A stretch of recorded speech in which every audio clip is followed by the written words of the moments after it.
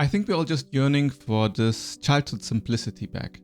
To go back to the time before we grew up and we did not have to worry about this awful state the world is in. Now there's just way too much shit I wish I didn't know. Now that I grow up, I know that the world rewards those who manipulate, lie and cheat. Heroes have become villains and authoritarians are on the rise. Society is becoming more brainwashed, isolated and hopeless by the day. It looks like we're all victims of an evil world, and we wish we were the heroes. We all want to be the heroes while we are struggling to just keep ourselves happy. And within all this chaos, lately I've been thinking about the sentence, ignorance is bliss. It's the idea that not knowing about something is actually what it means to be happy. It made me wonder where this idea came from and if it is actually true. Because if it is true, doesn't it mean that we should just let the world rot? So I've looked it up, and the saying originated from a poem written by Thomas Gray in 1742. And the line reads, "Where ignorance is bliss, it is foolish to be wise." And it's a poem that Gray wrote when he was reflecting on boys playing at college.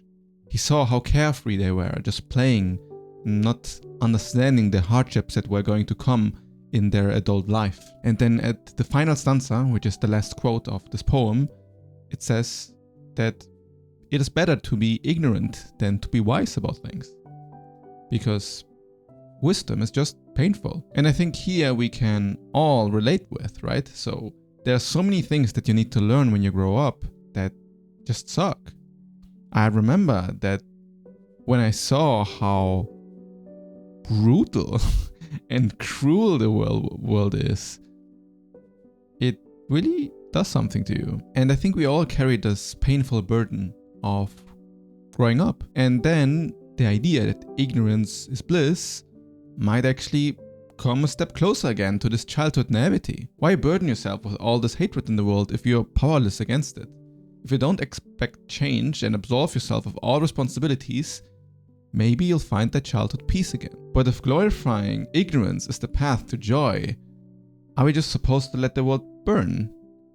If we accept the harshness of this world by remaining ignorant about it, then isn't this just a death sentence for all goodness that is still left? Doesn't it just mean that you can just sit in your room and do nothing all day and just waiting for the apocalypse? In a way, if you do this, you're complicit with evil, right? So if you know that there are bad things happening and you just choose not to do it, well, aren't you just helping those in power? Ignorance was never really seen as virtuous anyway. This is why the sentence stuck so much in our heads, because ignorance is not virtuous. But it is true that it seems to make us more happy.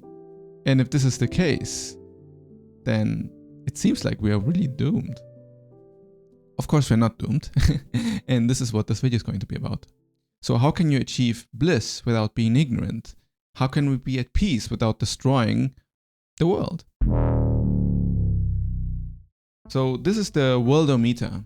It gives you a numerical number, like a counter, about what's going on in the world. It's fascinating how many statistics are on here. And you can see quite some dark stuff. So you can see that roughly every second 3 people die. We have roughly 890 million people malnourished because, they just lack food to eat.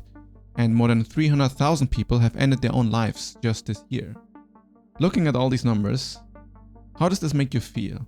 Maybe you're a little shocked that it is actually that many and how quickly these numbers move up. Or maybe these are just numbers to you and you couldn't care less. But can you see how not caring about these numbers doesn't really make the reality behind them go away? Just thinking that these are just numbers and they don't really matter and they're just some distant whatever, this is ignorant.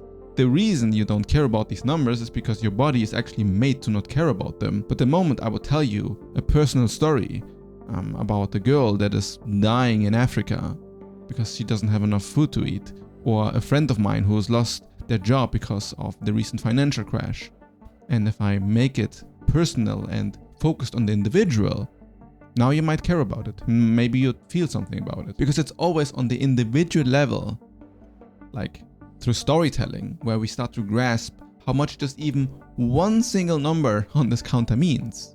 To get a glimmer of understanding on what's at stake here, how important humanity as a whole is. It is really overwhelming, because these are not just numbers. And each number is like a version of you. But to be honest, you actually don't really want to understand this, do you? You don't really want to feel what is at stake here. Because if you were to feel the pain of each and every being that is suffering, well, you would go insane. Your mind is made to be ignorant, to create distance between you and other people. The internet has it made normal that you somehow know who died on the other side of the globe. But this is not normal. The normal thing is to care mostly about yourself in your own environment or your own family. The deeper I cared about global suffering, the worse my mental health got. There was a time I was absolutely obsessed with suffering, just global existential suffering. And this was self-torture. Like I couldn't stop thinking about it. I felt so depressed that there was so much pain that there was just nothing I could do about, and I could just not accept the universe. And I know that there are so many people out there in the same situation, where on paper they have very good lives, but for whatever reason their head is stuck in the suffering of other people. Weltschmerz is the German word for it, the worldly pains. As if you deep down believe that you don't deserve to be happy in a world like this. But if you feel this way, watching news is feeding your mind with poison. You actually want a good spoon full of ignorance if you feel like you are being weighed down by the pain of the world or all of the catastrophes and protests going on. There's zero point in empathizing with suffering you can't change. This doesn't mean that you need to pretend that it isn't real or not wondering if there's something you can do about it, but the real problem here is that you are creating the pain in your mind. You are like copy and pasting other people's problems into your brain and making the world a worse place.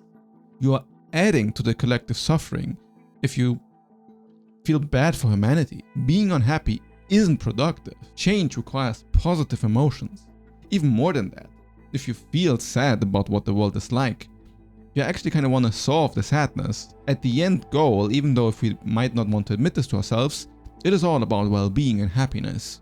So if you are technically in a position where you could be happy, but you make yourself unhappy, well then you are clearly part of the problem. My advice is to follow a low information diet first and foremost. You really don't want to watch the news if it makes you feel worse, because it will make your life worse, and it will make it so that you act worse in your own environment and make the things that you actually can control worse. This kind of reveals something interesting, because it reveals that when you watch something or you're informed about bad news that happens somewhere that is not really in control, the reason that you actually care about it is because you take it personal. Somehow you think that it is about you.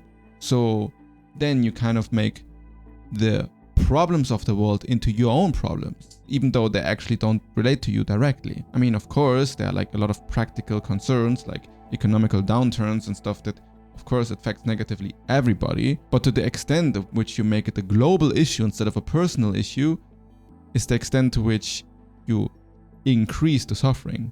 And it might sound a bit contradictory here because, yeah, of course, a lot of problems become personal issues. It's not that we just watch the news and it doesn't really affect us personally, but think about how much of the stuff that is going on actually affects you personally if you didn't knew it was happening. I've been following a lot of American news, for example, lately. I've become recently aware that if I just never saw anything about American politics, I mean, I would be less informed, but practically my life would not have changed even one tiny bit.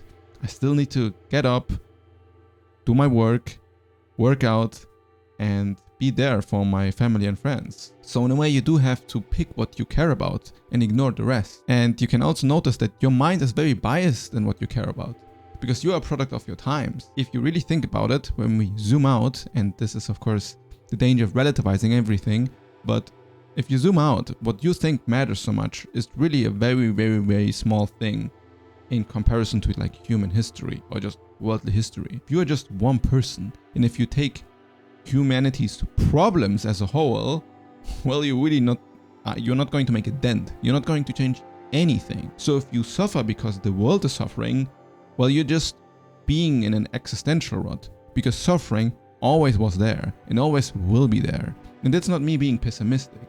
It is having a sober view of what reality is like. The Buddhist already knew that life is suffering. You're not going to change that. And this doesn't mean that everything you do is meaningless and it has no impact and you should not care about the world's problems. But you should notice that you don't matter that much. You don't do that much to change things in the grand scheme of things. So the moment you think about things in like a grand scheme, you can both relativize it, right? You say nothing really matters, everything is meaningless.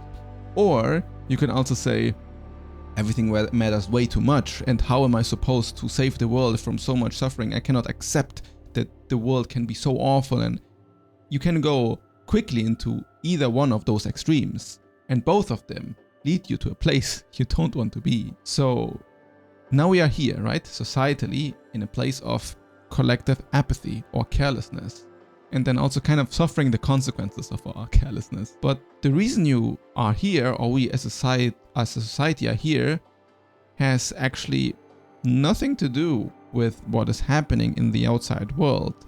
And I know this might sound weird, but hang in there for a second. What we are really all doing collectively, or better said individually, is we are in emotional suppression. We are acting as if ignorance is bliss, and as if all of our bad actions don't have consequences.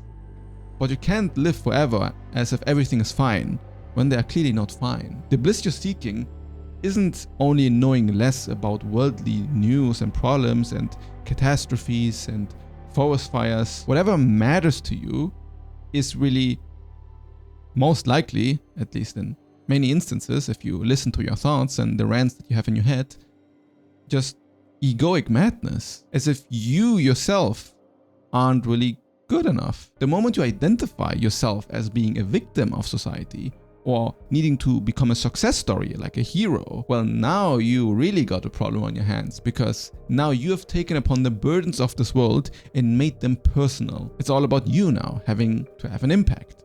You changing the world, changing something that, if you look at the raw numbers, at the worldometer, for example, well, there's not much you will change. You're taking on way too much responsibility when it's not yours to take. And this is where children do the opposite. Children aren't blissful because they're ignorant about the world.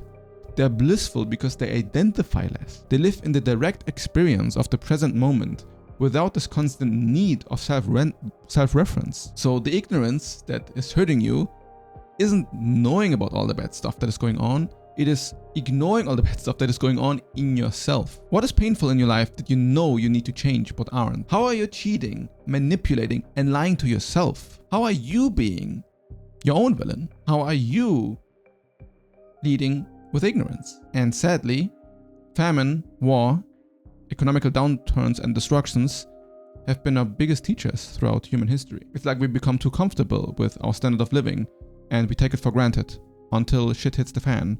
And then we see, oh, this wasn't actually free.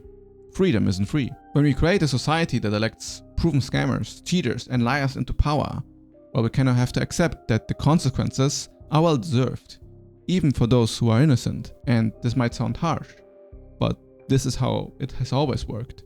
We as a humanity, we live in a society, so each individual is responsible and has to do their part. And if you don't think that there's anything worth fighting for, no worth fighting for your own happiness, well then, of course, this is what the society is going to project. A society that is weak, that does not sacrifice, and is complicit with those who are evil. If you see that there is a better world worth fighting for, then you need to ask the question, where are you ignorant in your own shortcomings? What are you doing that is making you a worse version of yourself every single day? You really need to wonder, what sacrifices are you willing to make and what are you willing to make them for? Because if the answer is none, then you know why we are where we are.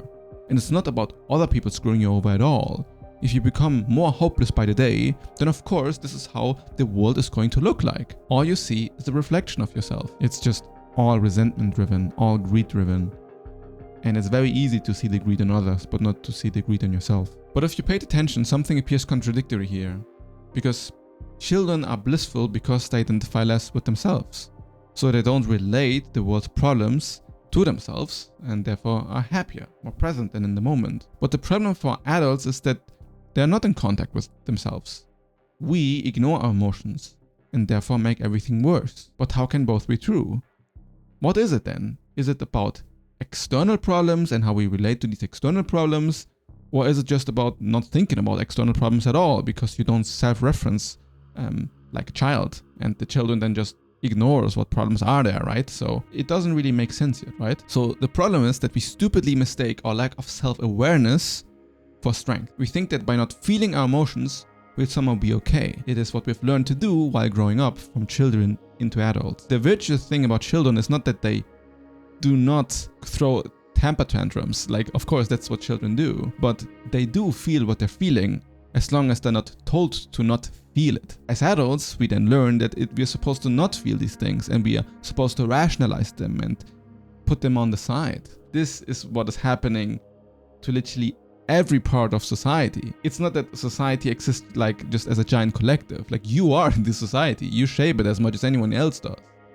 And if you don't give yourself the compassion that you would give to a child, well, then this is what you will do. You keep acting like a child in all the worst ways. You keep throwing temper tantrums and saying that everybody else is responsible for your problems and other people are supposed to save you. The good thing, or the virtuous thing about children, is that they exist in a natural state of presence because they haven't yet been corrupted by adults' dysfunction. They don't think about themselves as a part of society and then make society responsible for their problems. They experience life way more directly. Maybe they make their parents responsible for their problems because it's not like other people don't carry responsibilities, but it's much more immediate and direct and actually actionable. And yeah, sooner or later, most of us get corrupted, and then we just fall into avoidance. Avoidance about patterns, motivations, and areas where growth is really needed. We then grow up and still act like children in, all the wrong ways. Complaining and expecting others to come save us. But the moment you identify as a hero, you will deny all parts of yourself that are still a victim, that are still a child. You lie to yourself to deny your own shortcomings. You start to compare yourself to other people to put yourself above them, ironically putting others down instead of lifting them up, causing more isolation and dysfunction. But if you identify as a victim, well, then you don't see which areas you're actually already you're actually very powerful in, how you really do have control to change your life and how much you've already grown to come so far. You'll undersell yourself and don't help where your impact is actually not just needed, but